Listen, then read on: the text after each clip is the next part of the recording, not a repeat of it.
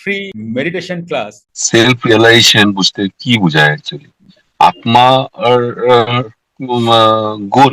সম্যক বোঝা, সম্যক দেখা, আচ্ছা। কারুর কথা শুনে না, বইয়ের বই পড়ে না, গ্রন্থ পড়ে না, কারুর মুখে না, আচ্ছা, সম্যক দেখা,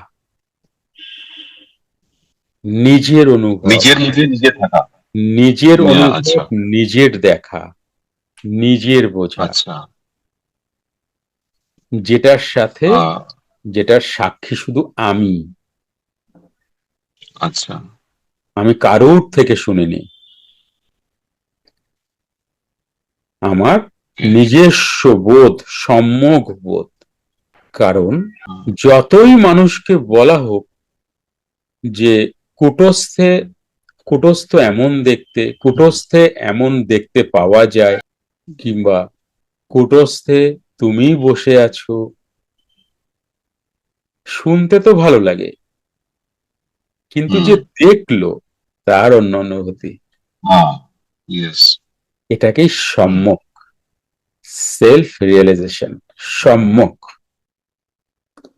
কারুর কথা শুনে নয়, তোমার, তোমার জ্ঞান। যোগীরাজ যা বলছেন, বাবা যা লিখছেন, এ তো জাস্ট বাবা জানাচ্ছেন, কিন্তু এ যখন তুমি দেখবে না, হুম। তখন এক আলাদা বিষয়, আলাদা। হুম। আলাদা বিষয়। এখন পড়ে শুনে যা বুঝতে পারছো, তাতে করে যা তোমার মিষ্ট লাগছে, সেই সময় কত গুণ যে মিষ্টত্ব বেড়ে যাবে তুমি নিজেও জানো না। কতক্ষণের ভিতরে গিয়ে একদমই নেশা, এটা নেশাই। আহ, কারণ, কারণ তখন তোমার নিউরন রিল্যাক্স হয়ে যাচ্ছে তো, এবং এবং রিওয়ার্ড পাচ্ছে তো, হুম। অ্যাওয়ার্ড পাচ্ছে, হুম। যা দেখেনি কোনোদিনও তা দেখছে, ওর এক আলাদা আনন্দ। হুম।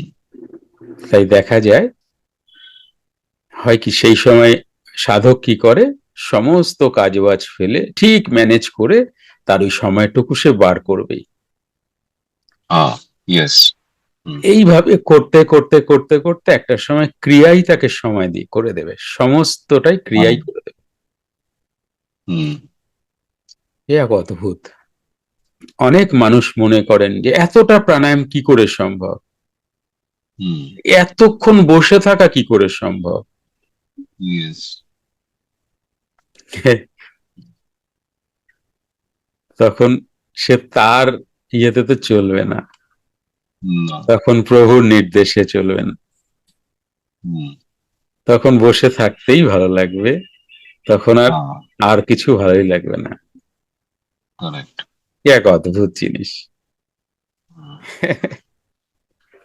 গুরু কৃপাহি কেবলম ছাড়া কিন্তু হয় না। খুব ভালো করে জেনে রাখবে মনে। আমাকে, তোমরা যত মানুষ এখানে আছো আমাকে ভালোবাসো, তারা এটা একদম সাবকনসিয়াসে নিয়ে নিও যে গুরু কৃপা ছাড়া হয় না, এটা জেনে রেখো। আর যত এটা মনে করবে, তত তোমার সারেন্ডার আসবে, আর সারেন্ডার একবার পূর্ণ মাত্রায় এসে গেলে তো হয়েই গেল। আর কি, উজানে চলতে থাকবে তোমার নৌকা, থামাথামি আর নাই। কেমন অদ্ভুত, তুমি বুঝতেও পারবে না কি করে কি হচ্ছে। বুঝলে বাসুদা? হ্যাঁ, ঠিক আছে। হ্যাঁ, নিজের, একদম নিজের ধন, এই ধন চুরি হবে না, কেউ কেউ চুরি করতে পারবে না। এটা তোমার শক্তির ধন, তোমার কর্মের ধন। ভাগ্য ভালো বলে কোনো কথা হয় না, ভাগ্য পরে আসে, ভাগ্য পরেই আসে জানবে। আগে কর্ম আসে, তারপরে ভাগ্য আসে। আজকে কাউকে তোমরা দেখছো খুব ভালো আছে, কিন্তু তুমি খুঁজেই পাও না এত ভালো থাকার কি কারণ, খুঁজেই পাও না। কিন্তু কর্ম তো আছে, যেটা আমরা দেখতে পাইনি বা আমরা জানি না, বা সে নিজেও জানে না। বড় অদ্ভুত এই খেলা। তুমি যত সারেন্ডারে যাবে না, তত জগতের এই খেলাগুলো তোমার কাছে ধরা পড়বে, আর তুমি অবাক হয়ে যাবে।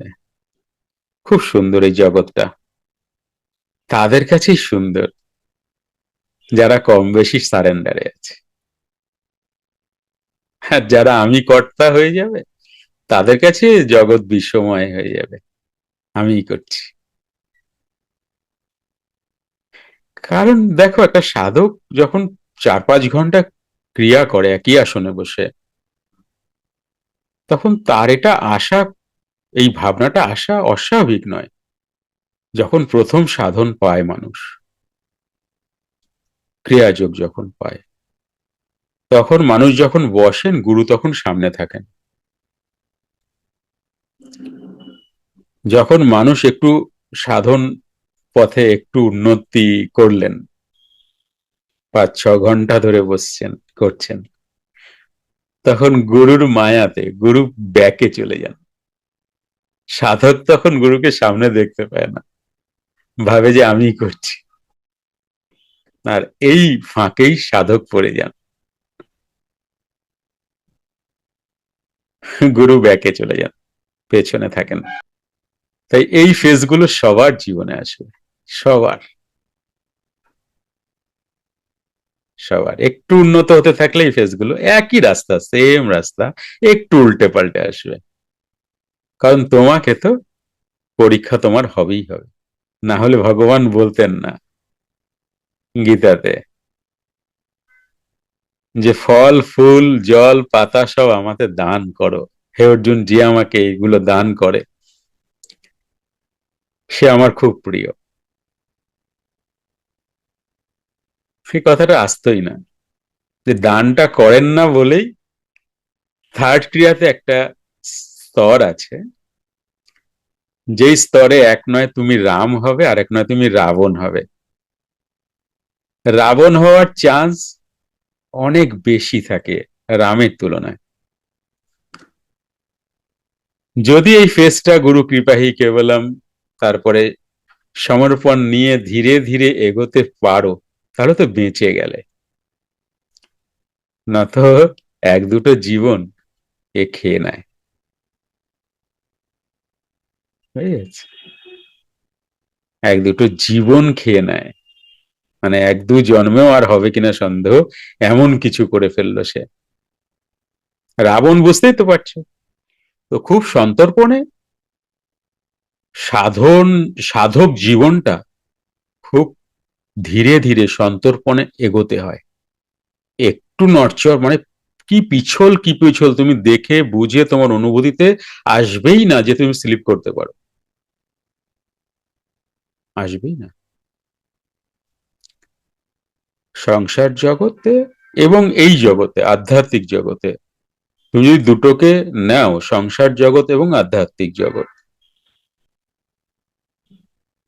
এই দুটো একটা জায়গায়, একটা উদাহরণ দিয়ে একে সুন্দর করে বলা যায়, ছোট্ট করে একটা উদাহরণ। সেটা হচ্ছে এই সংসার জগতই বলো আর আধ্যাত্মিক জগতের উন্নতি বলো, আর সংসার জগতের উন্নতি বলো, এক কথায় এটি একটি সাপ লুডু খেলা। তুমি সমস্তটা কাভার করে এসে 97, 98 বা 99 একটা সাপের মুখ থাকে, যেটা তোমাকে নিয়ে চলে যায় 16-17-তে আবার নিচে, শুরু থেকে শুরুতে জাস্ট সাপ লুডু। তুমি ভাবলা এই তো 101 ঘর কিংবা 2 ঘর পরে, আর চিন্তা কোথায়,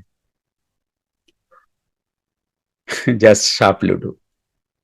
যদি একটু টালমাটাল একটা দান, গুটির দান, যদি একটা তোমার মানে পুট পড়ে গেল, তাহলেই সাপের মাথা। বা তুমি 2-এর জায়গায় আছো, 2 পড়লেই সাপের মাথায়, 3 পড়লে 100-তে যাবে।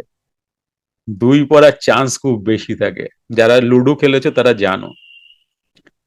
2 বা পুটে যদি থাকছো, ওইটা পুট বা 2 যেন না পড়ে, হে ভগবান, সেই সময় তোমার যেই যেই ভগবান আছে সব ডেকে কাছে নিয়ে আসো, এইটুকু উতরাইয়া দাও। কিন্তু তুমি পুটেই পড়ছো, পুঁটি পড়ছে আর তুমি সেই সাপের মুখেই যাচ্ছ, আবার 27 না 17-তে, আমার অত খেয়াল নেই। জাস্ট আধ্যাত্মিক জীবন বা সংসার জীবনের সাকসেস কিন্তু এরকম, পথে পথে সাপের মুখ, পথে পথে। কখনো কখনো একটা মই আছে এত বড়, তুমি উঠে গিয়ে ভাবলা আহা আহা কি শর্টকাট হয়ে গেল। সামনে 2-3টে এমন সাপের মুখ আছে না, একদম নিচে নামিয়ে দেবে, জাস্ট লাইক এ সাপ লুডো। তাই কবির দাস জি বলছেন, ইস রাস্তে মে বিচ মুসাফির আকসার মারা যাতে হ্যাঁ। কবির দাস জি বলছেন, इस रास्ते में बीच मुसाफिर अक्सर मारा जाते हैं। তাই এত সাবধানে চলতে হয় না, তোমাকে কি বলবো। যুক্ত ক্রিয়াযোগ, সুষুম্না অন্তর্মুখী প্রাণায়াম, সম্ভাবী মহামুদ্রা, কপালভাতি শিখতে চাইছেন? প্রতি সপ্তাহে মঙ্গল, বুধ ও বৃহস্পতিবার রাত 8টা থেকে 9টা অবধি জুম অনলাইনে নিজের বাড়ি বসেই শিখতে পারবেন। যোগাযোগ জ্ঞানী গুরু কমিউনিটি, ফোন নাম্বার 9903680146।